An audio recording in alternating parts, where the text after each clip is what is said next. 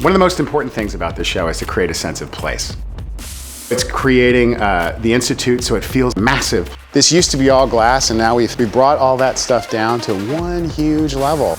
It's a beautiful amalgamation of the history of that church and all the technology within it. This is the technology that exists today. So we use these as substations for our guys to track demons. There's one right there.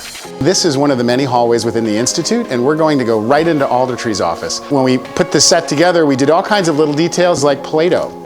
On his desk, he reads Plato, makes him a smart guy. You don't necessarily see that on camera, but it's important for the character. This is a little on the nose, but I like it as he's investigating Sherlock Holmes kind of thing. And my favorite piece, nod to the Godfather. As my grandmother used to say, God is in the details, and I believe that. To me, it's more scary and more interesting when it looks like it's the real world. So that's really textured and rich.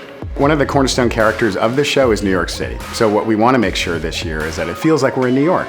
I grew up in New York City and went to restaurants like this one in Chinatown, and we really wanted to create a sense of authenticity. If it feels real, that's where you win. This is called Hunter's Moon, which is our bar, which is in Chinatown in New York. There's a beloved character that will be residing in this bar. She works over here, kind of Maya's hero area.